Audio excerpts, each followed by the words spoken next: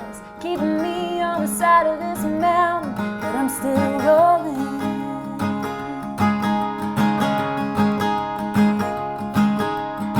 Stopped to buy a lottery ticket at the Exxon in Abingdon. Don't know why I still buy me to know I've never won. I guess I just get the feeling something could happen, some new fashion for my face. 'Cause the sun's up high in the Blue Ridge sky, and I'm headed up the mountain. Been a long time running in search of something, and I know I'm gonna know it when I found it.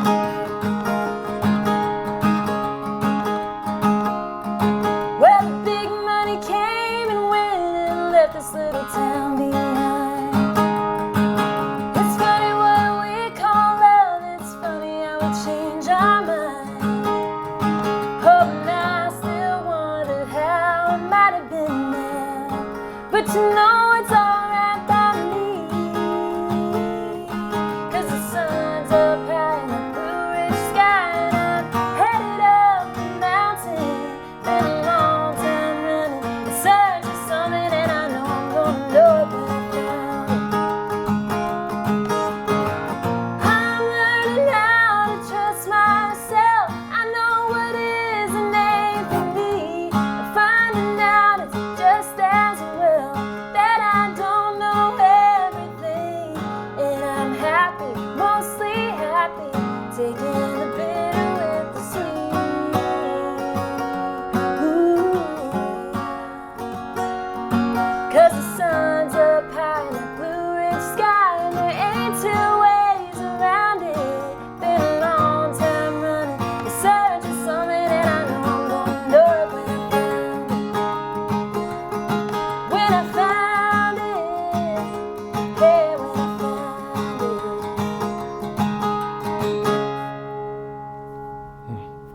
it. Welcome to Live from the space at 100th Taylor with the one and only Lacy Green.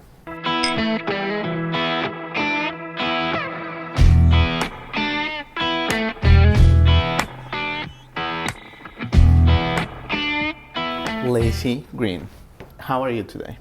I'm great. Thank you for having me. You know, it's so great to have you, Lacy, because we've been in this town for 2 years, a little over 2 years, and your name pops up from different sources, different friends of people that love you, like the Drys, for example, Aw, right? They're amazing, and they always talked about you. And then, you know, of course, Hannah Bethel. And then we saw you finally in the summer at City Winery perform, and it was one of those shows where you could hear a pin drop. It was just like complete. People were just completely hypnotized by your performance, and it was really magical. Thank you. So- Thank you. That was such a fun show. That was my first show. Well, maybe not. That wasn't my first one. It was one of my first shows after having the baby. So Yeah, absolutely. I was just like mom's night out. Mom's I was night having out. a great time. And let's start there, Lacy, because you've done so much, and we'll talk about all the stuff you've done, but let's start with motherhood, Yeah. because that's like your most important title right now. And I find it fascinating that you've been able to kind of grow your career and also be a great wife and also be a great mother. And that is such an interesting topic in this town.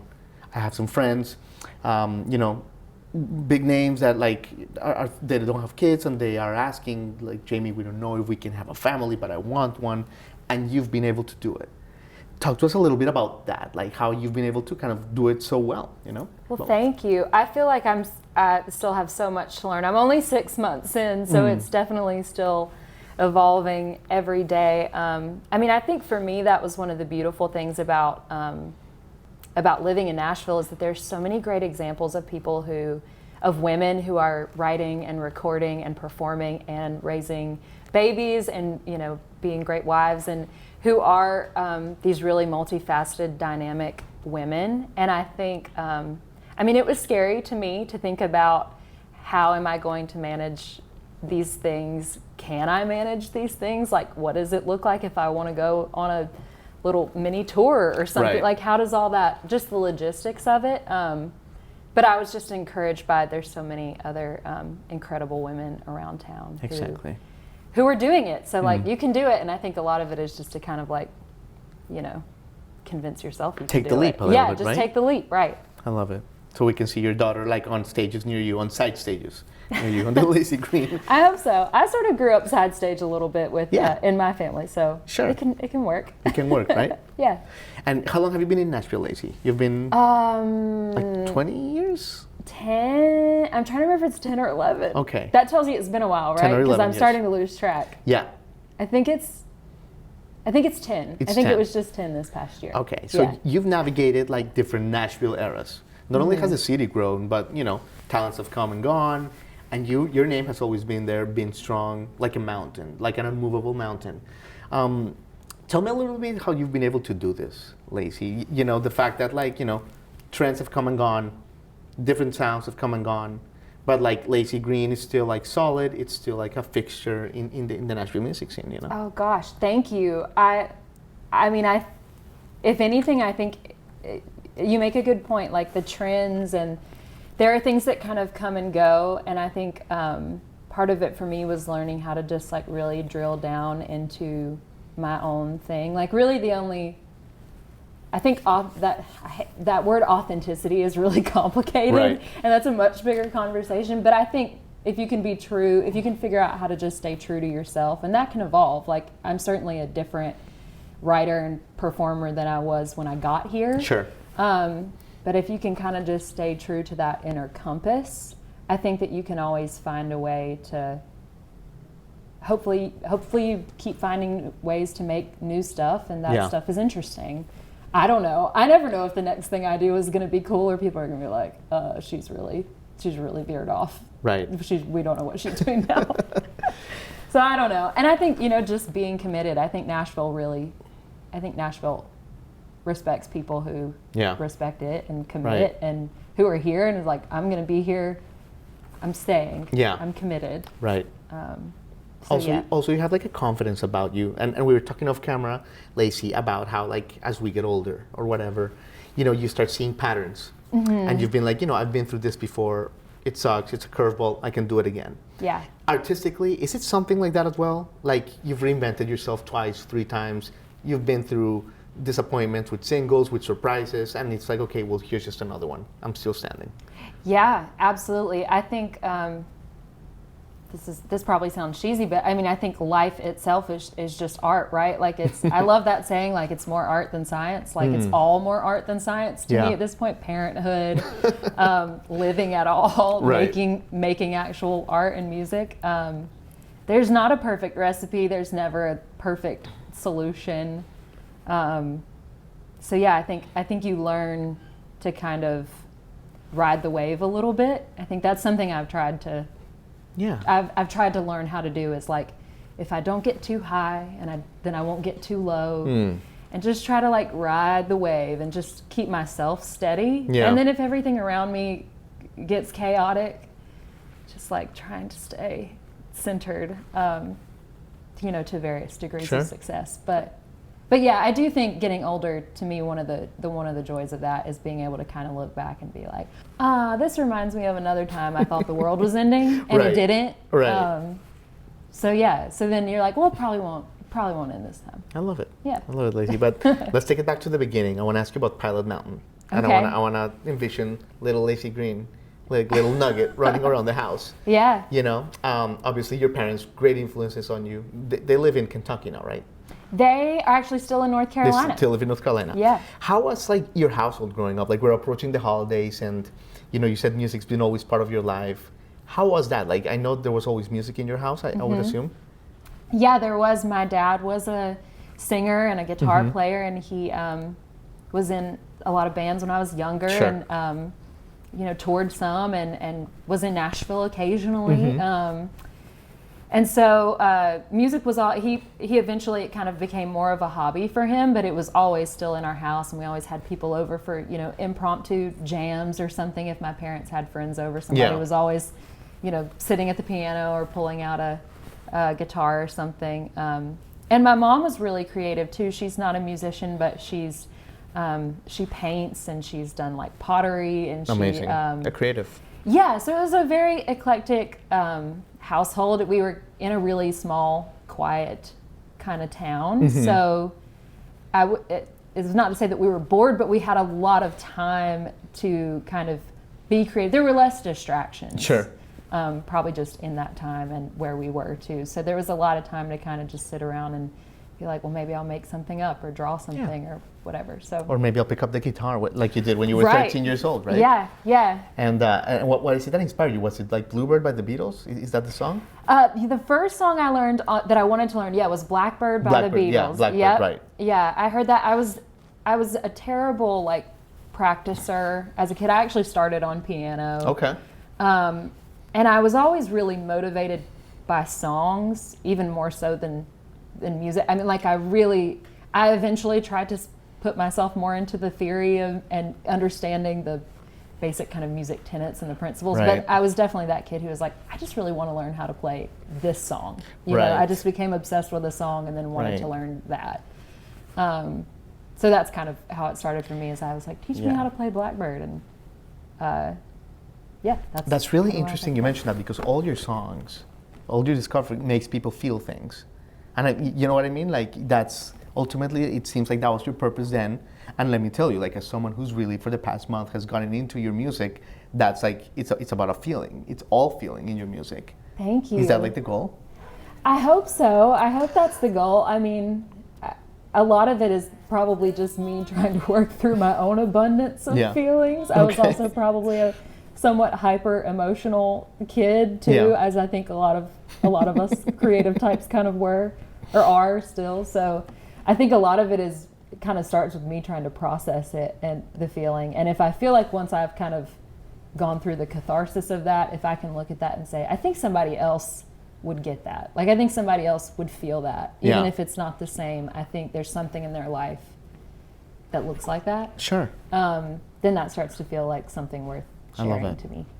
So you go to East Surrey High School locally, and you know your purpose. At that point, you know you're gonna pursue music, right?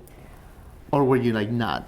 Well, I was pursuing music, so I had already made a record, like a little record of covers, like in my house. We were doing like home studio. I love that. Real like country style, like just me recording in my bathroom, singing vocals. It's funny, we have pictures of that somewhere. But and I was playing around town, little festivals and like church and wherever they would let me come sing. But I think, like I said, my dad had sort of pursued the professional music thing for a sec, kind of ended up going a different way. I kind of had a lot of people around me who are like older adults who were these incredibly talented musicians, whether they were like singing at church or playing the bar on the weekend or something. And but a lot of them had day jobs. I didn't know about songwriting as a profession or anything like that. So I think I was aware from an early age, like some of I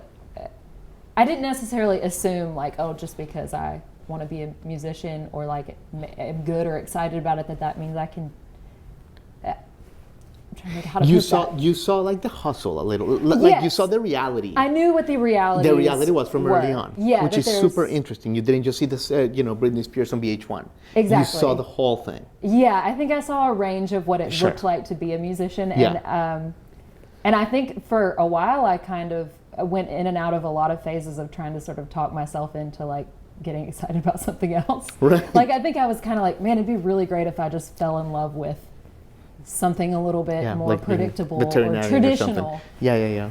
And you couldn't escape it. I went through a few iterations of that, and then was like, maybe, it just kept running me down. Like which one did you go to? So I had to succumb to that. I mean, even as far as like into college. I mean, I was in college, playing shows on the weekends and doing all this. You went to UNC, stuff. right? Mm-hmm. Okay, North Carolina, right? Yeah, and even then it was like I'd be studying and then like just Wikipediaing like which other famous musicians had dropped out of college. It's just kind of like a good list. Yeah, I should say. It's a really good list if you're curious. Very inspiring list. Yeah. Yeah, but I did see college through. I really loved school, so it was I didn't mind that. But yeah, I think I thought for a while that I would be that I would go into journalism, that I would be a writer still, but like that seemed more stable. But then that kind of lined up right at the time where like the media industry is also really changing. So exactly.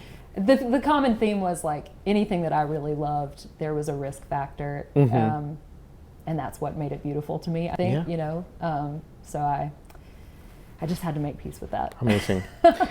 So you moved to Nashville right after college, right? Yeah. Yeah, and you worked with Ronnie Bowman pretty early on. Yeah. How were those like first few months when you moved here? Because you finally take the leap. Yeah. Obviously it looks like uncertainty is something that still made you a little bit uncomfortable. It still makes us uncomfortable as adults. So imagine imagine you there. So how were those first few months? When you took the leap, you jumped into courage and you came to Music City. Oh my gosh. I'm really proud of that girl. I'm trying to like remember that girl more often these days because coming up on like a decade, you sort of start to forget like how much courage that it takes to like reinvent yourself at any age in life. Right. I think it's more common to see it at that age, but I was really fortunate. Ronnie was such a great mentor to me, and he's kind of like grew up in my neck of the woods. And, I had a couple people from North Carolina who kind of helped like take me under their wing. But mostly I just kind of did what everyone did, which is I just like jumped in and tried to start doing anything. And I just kind of said yes to everything for a long time. Sure. I'll play anywhere. They'll come get me. I had been gigging a lot back home, so that was kind of what I knew how to do.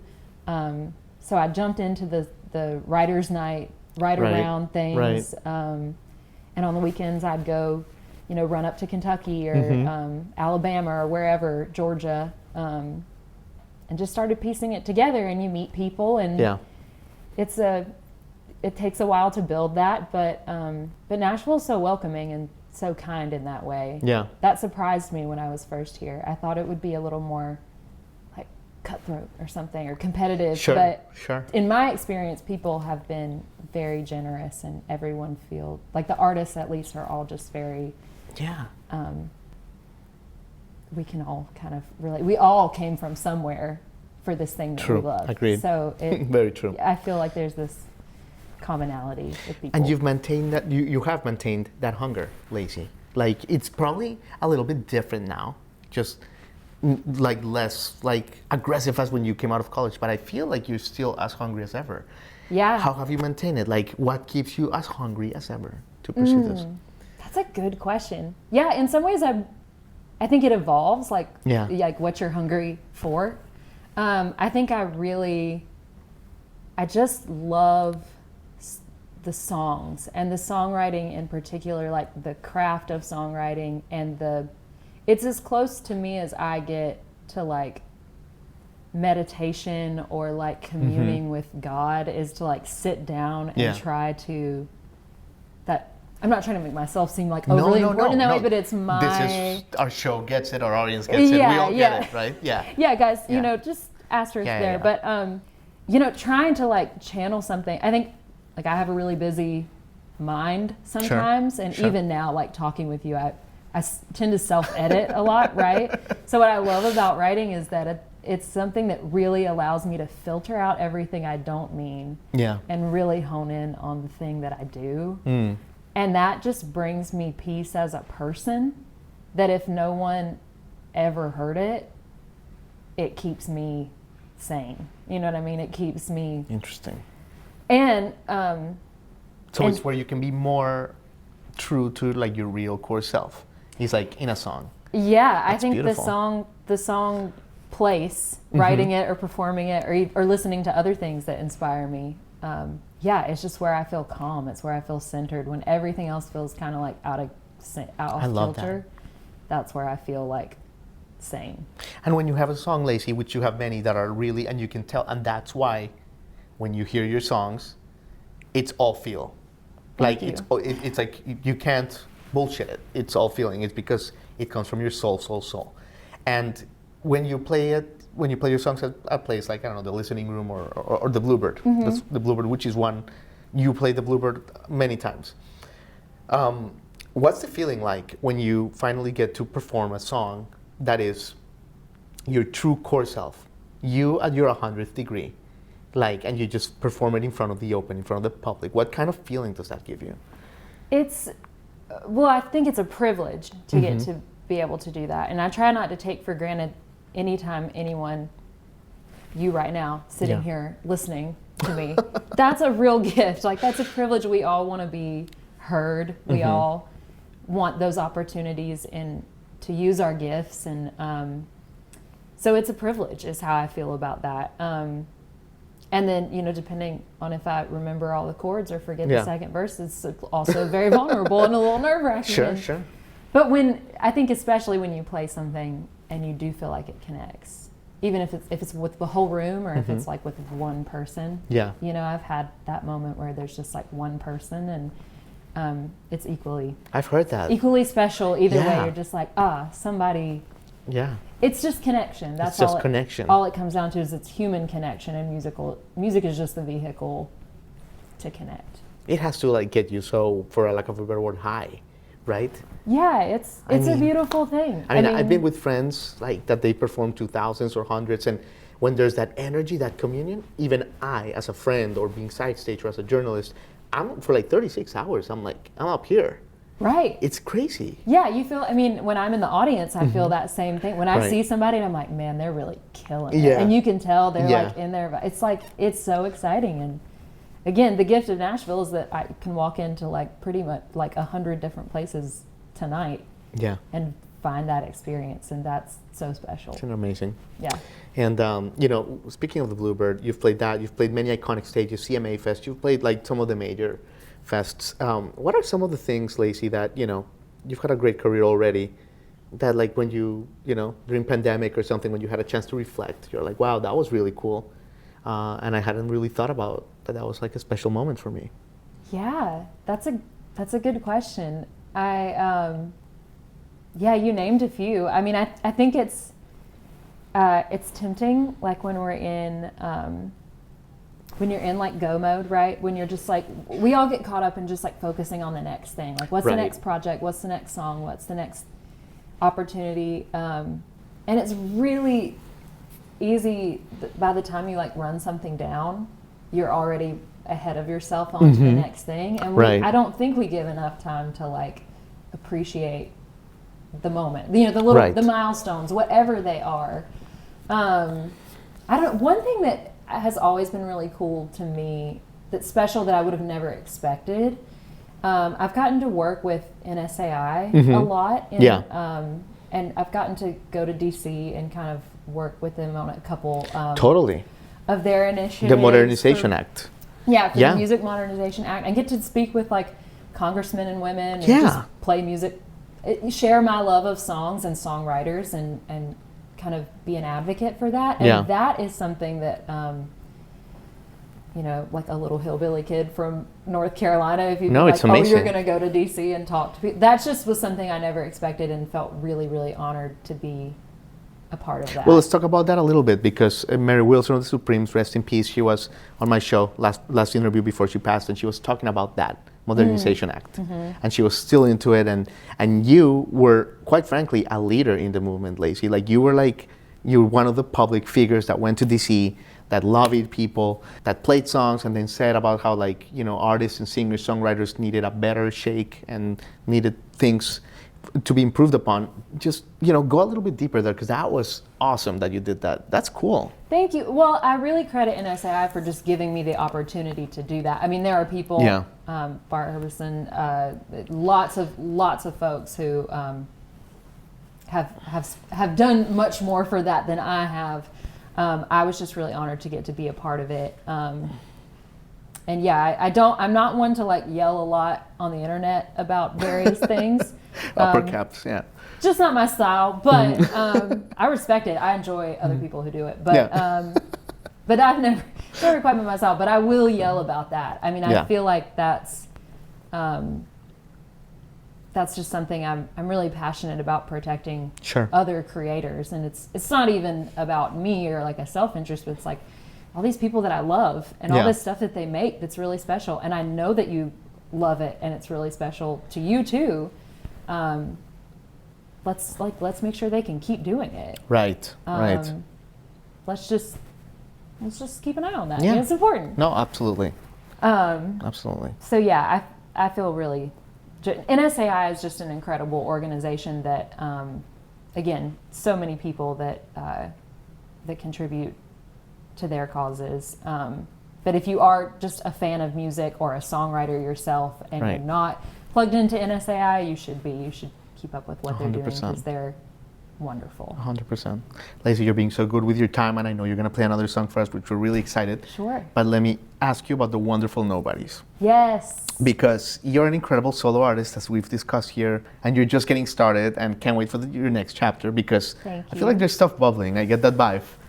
There might be some stuff bubbling. It's very much bubbling. But I know this feeling. But we'll see. I'm buying Yeah. stock. I'm buying stock in that. Those, but you. the Wonderful Nobodies is like a side project you have, Yes. right? It's a trio. Yeah. Tell us a little bit about it.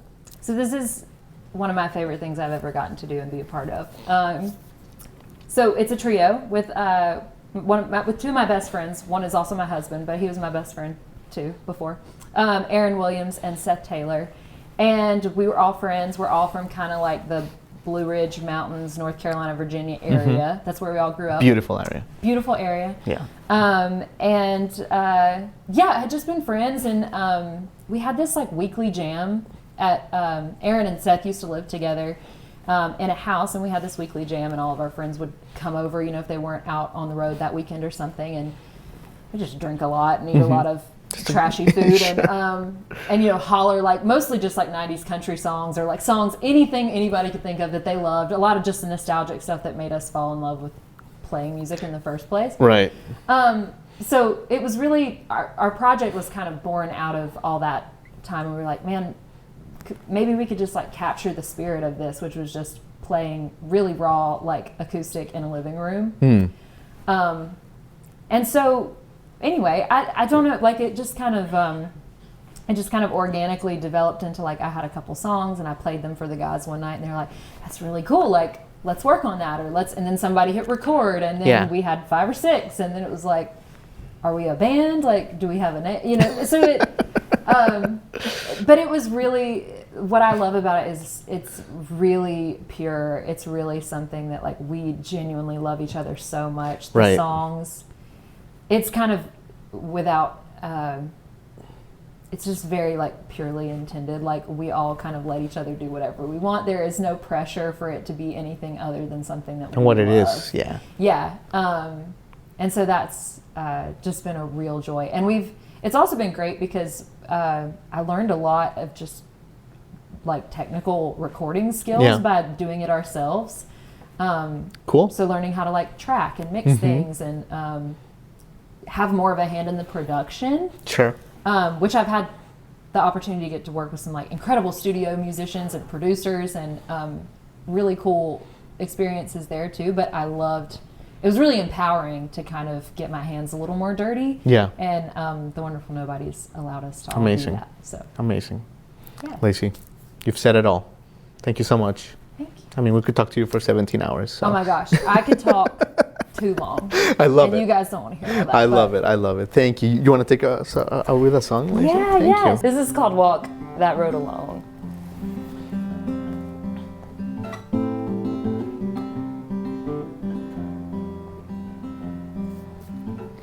You came home, skin and bones. That winter in Chicago really did you in. When traipsing through the wild unknown, just to find she couldn't love you in the end.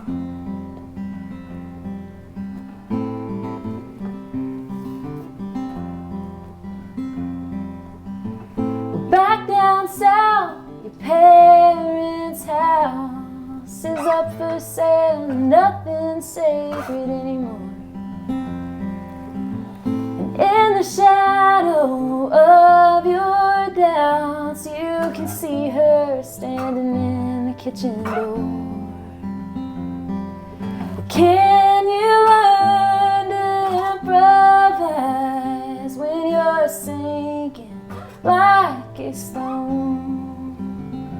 Can you stand resolute with your face in the wind? Can you walk that road alone?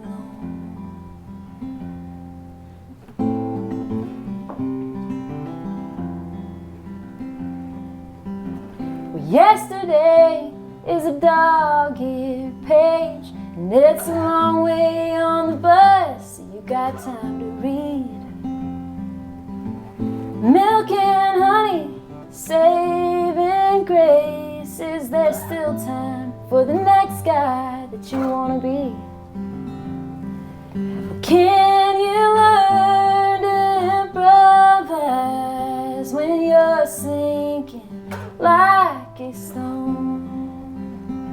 Can you stand resolute, your face in the wind? Can you walk that road alone?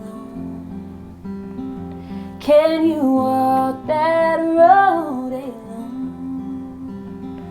Ooh.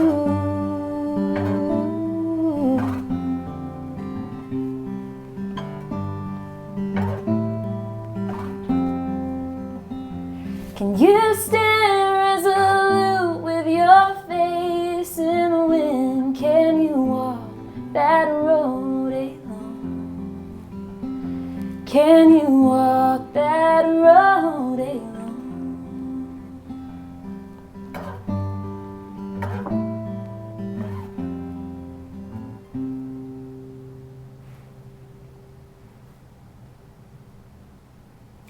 Amazing, Lacy. Thank you so much for that. Thank you so much for joining, Lacy. Wow. Sorry, just coming down from that. No, thank All you. feel. Go listen to the record version. You can Yes. hear Aaron and Seth. They Okay. add a lot to that. Yeah, that was spectacular. Yeah. Thanks for joining us, Lacy. Thank you so much for Absolutely. having me. This was a blast.